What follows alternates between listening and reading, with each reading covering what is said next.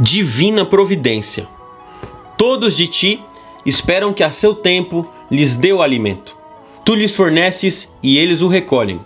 Abres a tua mão e saciam-se de bens. Se escondes teu rosto, desfalecem. Se a respiração lhe tiras, morrem e voltam ao pó.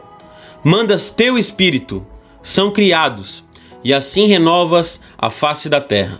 Salmo 104. Por meio do Salmo 104, o salmista canta a glória de Deus que se revela nas criaturas. Assim como Deus se alegra com tudo que criou, a criação o louva por ter sido criada. A criação revela a íntima relação de interdependência entre Criador e criatura. Deus se prolonga em tudo o que existe, ao mesmo tempo, em tudo o que existe depende dele para continuar subsistindo. Dentre todas as criaturas, o ser humano foi a única obra criada à imagem semelhante de Deus, isto é, apto a torná-lo visível no mundo, como se fosse uma espécie de primordial sacramento de Deus à humanidade, capaz de revelar as riquezas de um mistério invisível, mas presente e atuante na história humana. Criado para a relação, o ser humano é o único ser que, mesmo na fragilidade da carne e na contingência da história, ele é capaz de relação filial e amorosa com Deus. Tendo sido feito à imagem semelhante de Deus desde o início, pôde estabelecer com o Criador uma relação especial de profunda participação na sua comunhão de vida e amor com o Filho e o Espírito, uma vocação destinada a eternizar-se.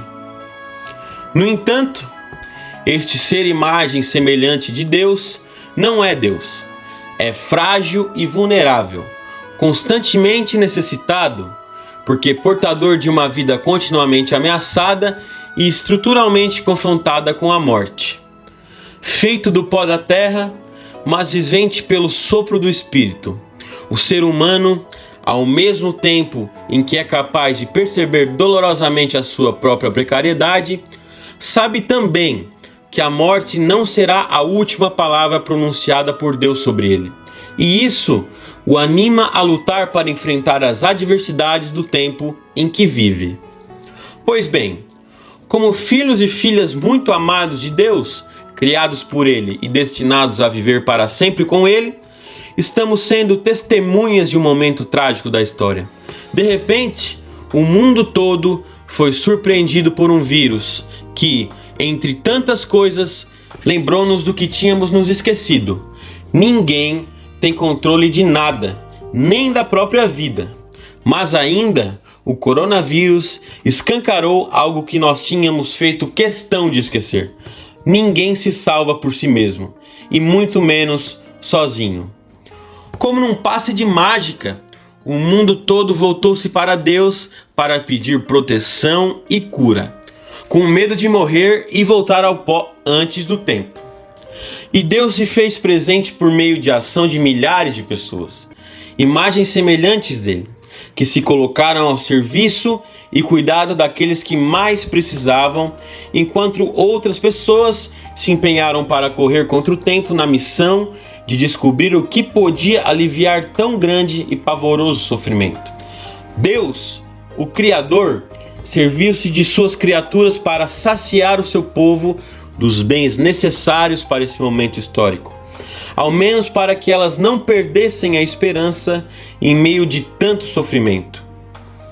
No entanto, esse mesmo Deus tem sido testemunha do quão nefastas podem se tornar algumas das suas criaturas, mesmo tendo sido criadas à sua imagem semelhante. Banalizando o mal, revelaram-se sem o mínimo sentimento de empatia, compaixão e humanidade diante do sofrimento alheio, negando as evidências e as ciências. Comportaram-se como indiferentes diante do abissal Vale dos Mortos, deixando-se guiar por interesses políticos e econômicos. Tornaram-se cúmplices de tanto sofrimento que poderia ter sido evitado e de tantas vidas que poderiam ter sido poupadas. Fatos suficientes para justificar que Deus esconda o seu rosto daqueles que não foram dignos de ser sua imagem semelhante e evidenciar que ele não compactua com o mal nem é vencido por ele. Por isso, renova sua aliança com aqueles que desejam ser, de fato, sua imagem semelhante, mesmo que em meio ao caos. Nesse momento trágico em que estamos vivendo, Deus continua sendo providente e dessa forma renovando a face da terra. É graças a Ele que as mulheres e os homens de boa vontade continuam dando a própria vida para cuidar e salvar os que mais precisam. É graças a Ele que, mesmo em meio a tanta desesperança, as suas filhas e seus filhos não se cansam de lutar para que todos tenham mais vida e vida em abundância.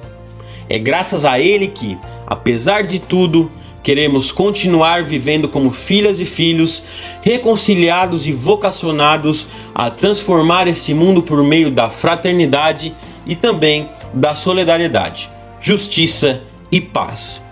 É graças a Ele que temos a coragem de tomar distância da indiferença e da cumplicidade que tentamos calar. A única coisa que não podem nos tirar nesse momento: a voz profética. Deus quer sim continuar sendo providente, mas por meio de nós. Somos nós, sua imagem semelhante, a divina providência que Ele oferece ao mundo.